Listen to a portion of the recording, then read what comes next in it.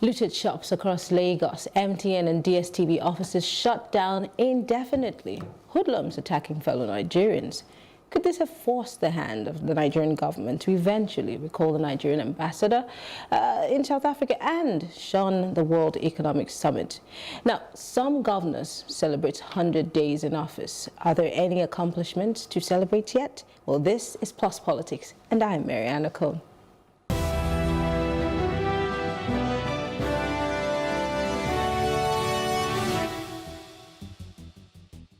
Nigeria has recalled its ambassador to South Africa, Ambassador Kabiru, and also pulled out of the World Economic Summit in response to the xenophobic attacks in South Africa.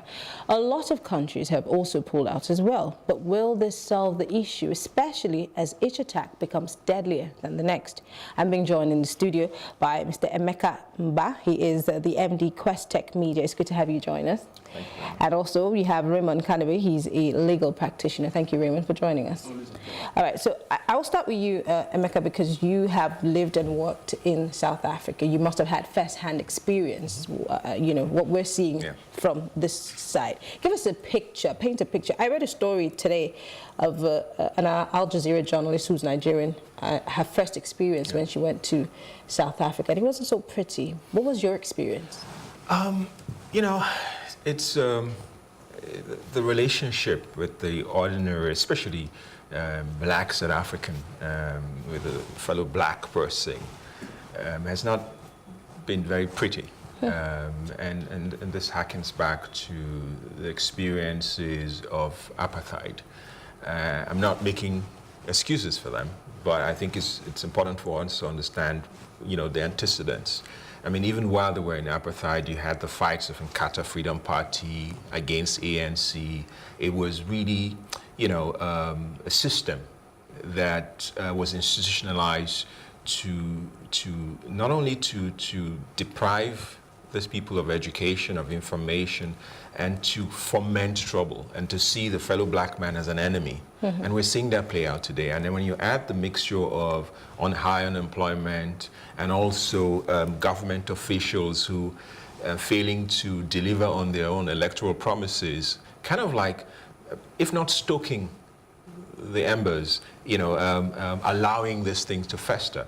But going back, it's always been, you have to walk the fine lines. I feel sometimes safer in places where I'm dealing with, you know, people of other races than I'm dealing with my fellow black people, unless those black people are people that I work with, you know, in offices and so on and so forth. But if it's just generally going into a petrol station, trying to buy petrol, or going to stores in townships, in fact, I will not go into townships unless I'm fully aware that the circle of people that I'm with are capable of protecting you, exactly. I guess. So it's been a fine line. It's not.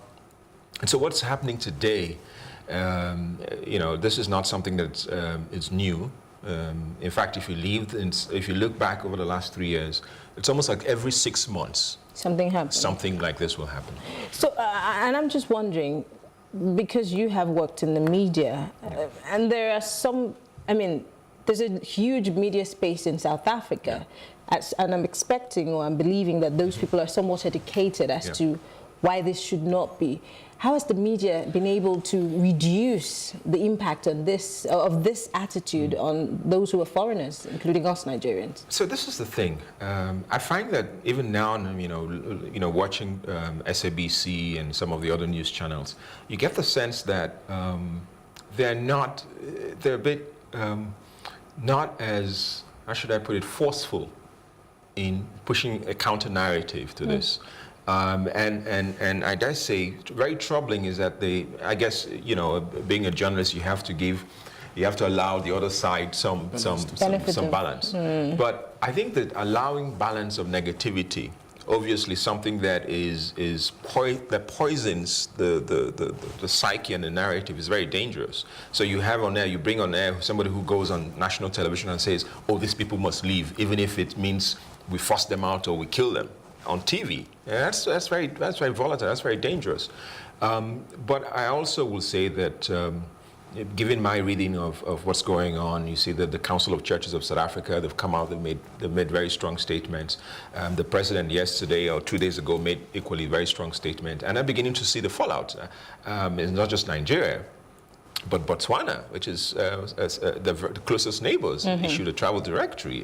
Zambia and so on, Zimbabwe, DR Congo, even Kenya, even Rwanda has done the same. So I think, sadly, for South Africa, I think this time around, I think that the rest of the continent seem to have had enough, so to speak, and we're beginning to see how countries are beginning to push back firmly against some of the actions. And it's now up to their politicians and up to their opinion leaders to be more strident in terms of how they vocally, and not just vocally, but actually go out there and do the things that they ought to do in terms of calming the nerves and not, at least not stoking the embers. Yeah. I'll come back to you because I have more questions for you. But to Raymond, there's been massive losses on both sides, whether we like it or not. What happened yesterday at ShopRite, MTN offices, not just in Lagos, but across the country. We stand to lose, they stand to lose. But now as of this afternoon, the ambassador to South Africa from Nigeria has been recalled. And I'm guessing that in a few minutes from now, maybe the ambassador from South Africa would also be recalled. But if people begin to feel that South Africa is unsafe for the whole world to go to, I mean, we have an economic conference where everybody's pulling out from. Do you think that this will push, because he said something is left for them, but do you think that with all of the pushing and the shoving that is going on right now, there will be a change sometime soon? Because like he said, it keeps happening. Do you see a change happening anytime soon? Okay, well, I want to see a change in the shortest possible time, because this has happened in 2008, it happened in 2015. But none of those instances could be compared to the intensity of this particular wave of attack. And then if you look at the global response in the 2008 and 2015 attacks, it wasn't as much as this. This is the first time where we've seen both the African Union, the governments of different African states come to make a bold statement, as much as boycotting a very important economic summit for Africa to host it there. So I think by the end of this, when this whole issue gets logically settled, it will go a long way in perhaps mitigating or putting a final stop to outbreak of sort of xenophobic behavior. Let's talk about the speed at which the response from our side of the divide, Nigeria. It took forever for the presidency to take a stand. In fact, other countries who were not as affected as we were quick to withdraw from the summit. 2 months ago, if I'm not mistaken, an insurance boss was strangled to death in a hotel room in South Africa. And we're still yet to hear how the investigations turned out. Why does it take so long for us to respond on things that are things of this nature, especially when it has to do with human lives? Well, that's a very good question. I mean, it tends to speak of how much we value Nigerian lives, you get. Assuming this were to be, let's say, United States citizen who died 2 months ago at that hotel, you wouldn't have expected such a very laid-back response from the United States authorities. So it speaks to the amount of value Nigerians, the government, attached to the Nigerian citizen. You understand? But I don't want to quickly agree with those who said that the response is completely too laid back. Between Monday and Tuesday, we've seen serious shake-ups in the presidency trying to react to this issue. In fact, today, the Federal Executive Council meeting did not hold. I understand there was a meeting between the Foreign Affairs Minister, the Vice President, and Mr. President himself, trying to see how to liaise with their South African counterparts to nip the whole situation into the bud. I keep telling people that we wouldn't expect our government to... It's not a declaration of war, as it were. It's not as what is happening between the United States and Iran, where it's not sponsored by there's no evidence of what happened in South Africa being sponsored by the state, where we would have expected a more volatile response. But can we tie it to the state? Because we heard what a police boss in South Africa had to say, even though the president came out in strong words to condemn what happened. But there seems to be some collusion or agreement. Well, it might not be as spoken as. The comment of the police officer, I heard that in social media, may not be taken as a conclusive stamp of a national support of what is happening. If you look at what happened in 1969 in Ghana, the aliens compliance order where Nigerians were asked to move, it was supported blanket by the state. In the 1980s, when the Shiikh government asked Ghanaians to move, it was also supported by the state. That was the official support of what was happening.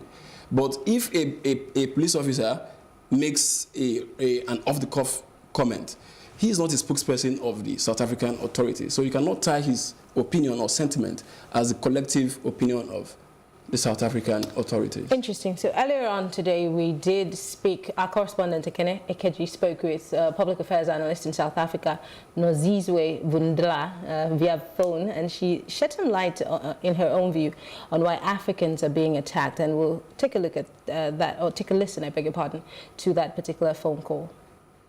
Isolated that for us. Could you then help us understand why Africans are being attacked? Like I was saying to you, it's twofold. On the one hand, it is really about the fact that in the areas where the attacks are happening, there are working class or poor areas, either in the inner city or in townships or else in rural areas. Unfortunately in South Africa, our wealth and income inequality, like I was saying to you, our Gini coefficient is the largest in the world and the highest in the world. And our wealth and income inequality is very racialized. So you have a tiny proportion of concentrated wealth, and mostly in white hands. And then you have really a mass of poor people who are overwhelmingly African, as well as mixed race, which we call colored. And basically it's a black majority, which is accounts amongst the poor. There's a very small amount of wealthy black people. So the concentrated areas where immigrants tend to move, whether to live or to work or to set up businesses, also happen to be those low-income areas. And in those areas, there's very scarce resources, of all kinds. And so there's a real fierce fight, even among South Africans ourselves, there's a fierce fight for resources. So even more so now when there are immigrants from other countries. So it's very unfortunate that the end result is that it ends up being poor black people, poor African people from South Africa, fighting against other poor black people, other Africans from the rest of the continent, just by virtue of the patterns of our wealth and income inequality in this country. Well, that was Nozizwe Anakene having a conversation about what, happened in South Africa. But she made mention about something that happened in the low-income areas. I don't really know South Africa that much, but where most of the killings happened, were they low-income areas? So you have, let me be specific to Johannesburg. So within Johannesburg, within the right in the CBD, and also just imagine like Lagos Island. That's what it typically is. So you have the locals who leave. It used to be the thriving business center. The businesses moved to a new part of town like Via Ikoyi to Sandton. So you have this place of crumbling infrastructure where Nigerians and other African immigrants went to their own small shops, and the black South Africans also live there as well. So she's right to the extent where there's poverty, there's a mix of poverty. But as I said in the beginning, it goes back, and this is the same system that apartheid instituted. So you have people who come from, and the funny thing is, and when you really distill this down, you find that like I said, it's very similar to the system where you have immigrants. The apartheid people were brought in people from Mozambique to work the mines, and they put them in the same place with people, the Zulus, and the people they brought from Angola and other parts, Zimbabwe. And so you always had these fights breaking out amongst all these people. And that's the same thing. The resources are not enough. There's poverty. There's a high level of ignorance. The people are not very, very well educated. And of course, when you look at a typical Nigerian, even if he's not a university educated person, he's got this naturally smart. He's very street smart. He's very savvy. Talks better. He hustles. And so these people have a tradition of dependency on the state to give them. So there's resentment that built up. And then the political narrative starts going, oh, the reason why you're poor, why you're suffering is because the Zimbabwean or the Nigerian has come to take your jobs. And then so, you have this, and the politicians are not doing anything to say, no, that's not the case.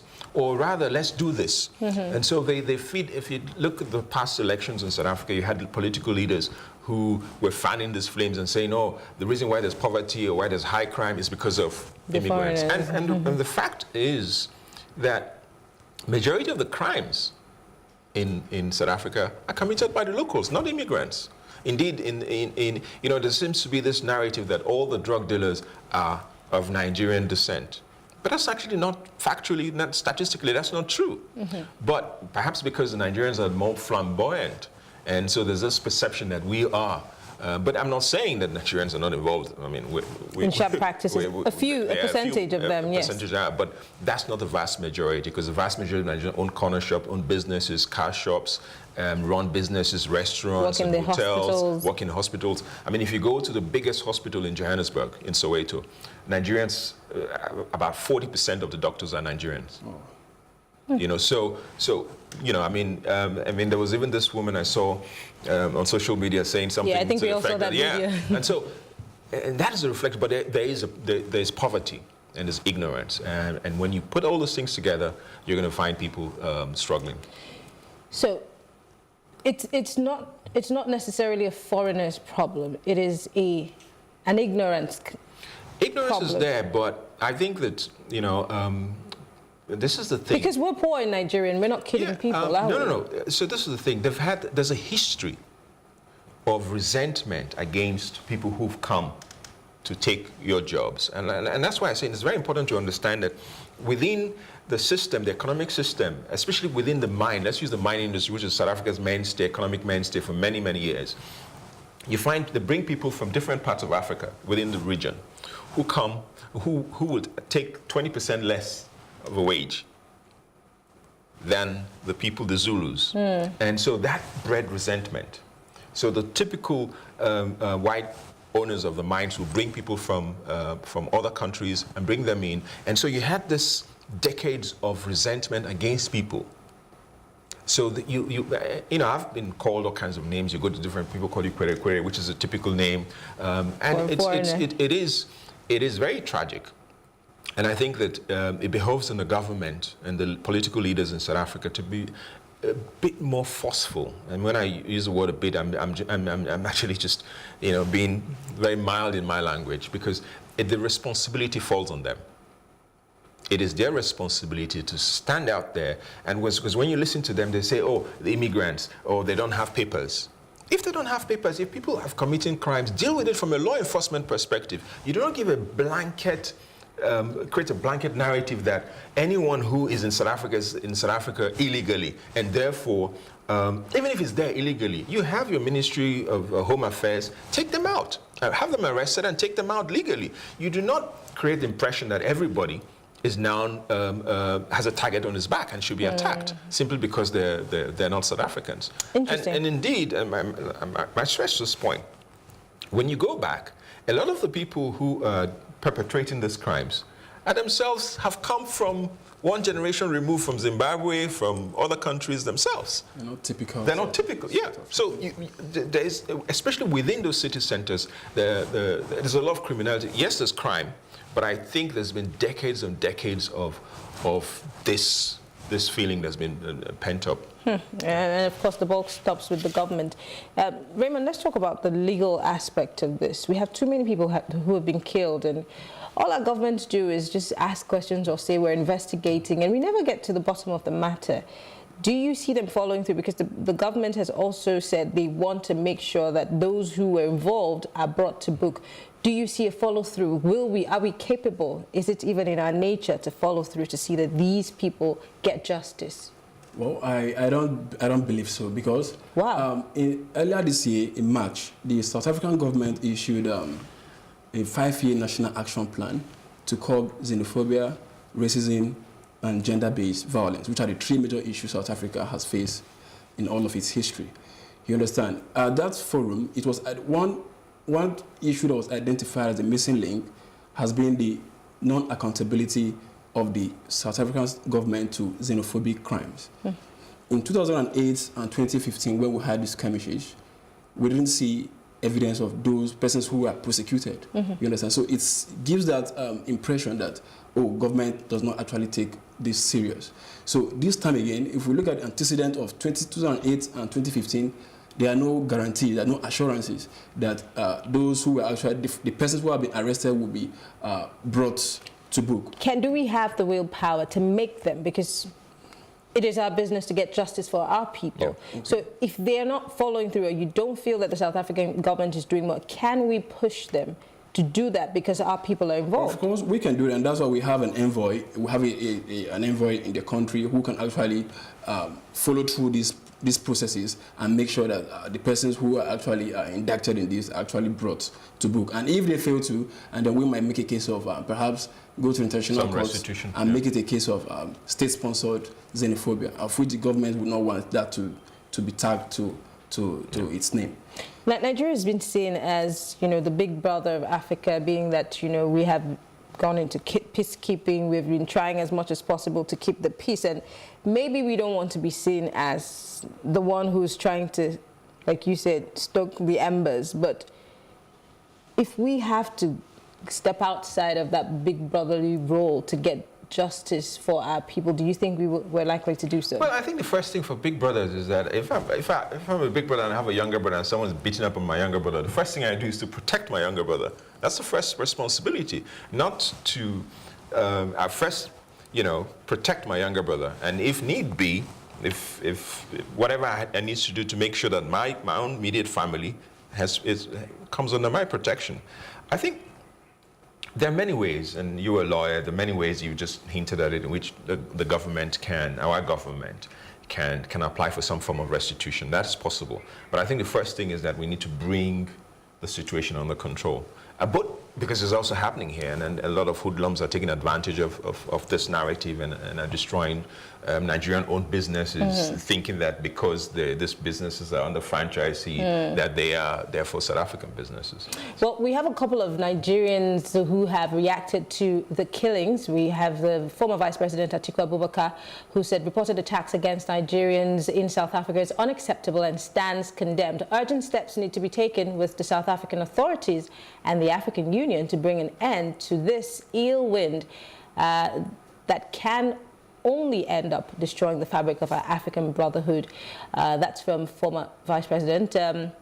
Presidential aide on new media, Bashir Ahmed, has said, due to the tensions created by xenophobic attacks in some parts of South Africa, the federal government wishes to advise Nigerians to avoid traveling to high-risk and volatile areas until the situation is brought under control. Ministry of Foreign Affairs, in a statement released yesterday, and that's according to Bashir. Femi Gbajabiamila, the Speaker of the House of Representatives, says, I will be cutting short my trip to Tanzania for the 50th Commonwealth Parliamentary Conference, and will be leaving today for the leadership of the House, that's the House of Representatives, to consider cutting short the recess and reconvening for one day to address the killings of Nigerians in South Africa. Geoffrey Onyema, who is the Foreign Affairs Minister, he said, received sickening and depressing news of continued burning and looting of Nigerian shops and premises in South Africa by mindless criminals with ineffective police protection. Enough is enough. We will take definitive measures.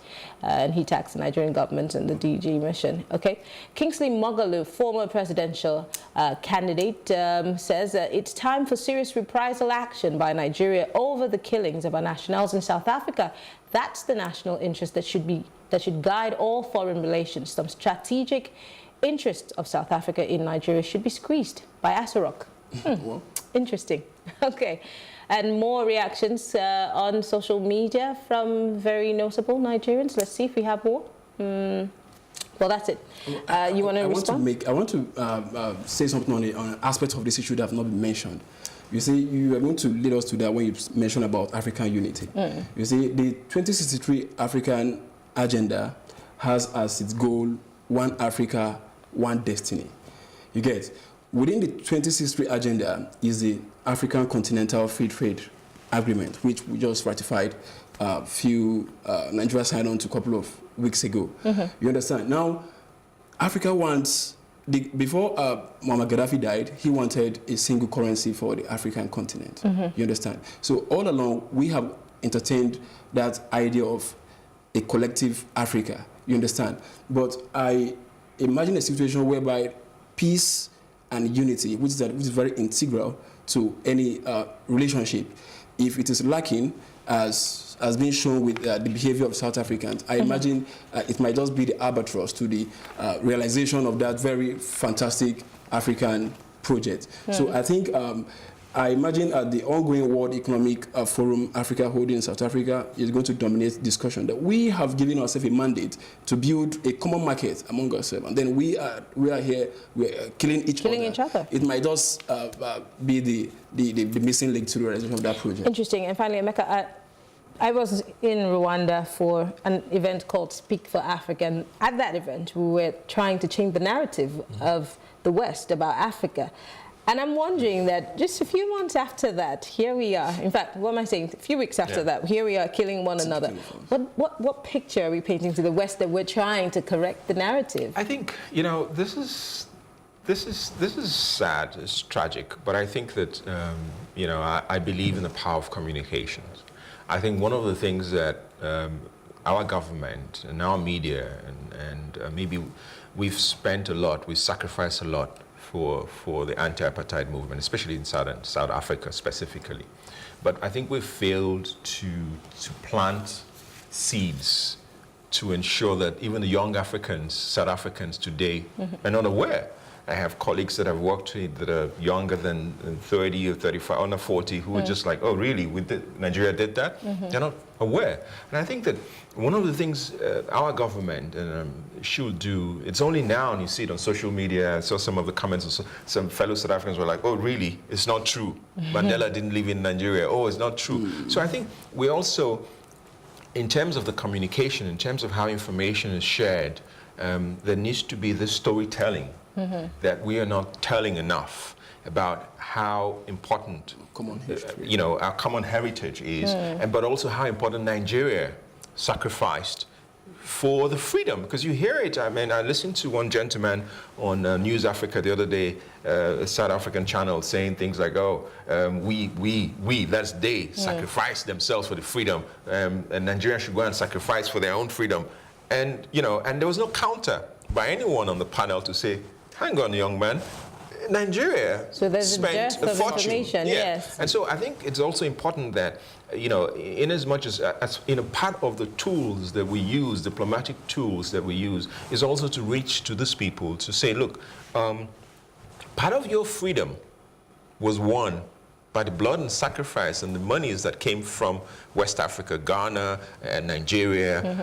I mean, when OBJ was president, Nigeria literally lost so many businesses because we kept going out, we kept suffering sanctions from the UK, from America, and so on, because of South Africa. Well, education is very important and ignorance is not an excuse. Thank you very much. Emeka Mba is the MD, Questech Media, and Raymond Kanibe is a legal practitioner. Thank you, gentlemen, for this conversation. It's been an interesting one. Well, we'll take a short break, and when we return, we'll be talking about 100 days and accomplishments the governors are celebrating. For those who are celebrating, we'll be right back after the break.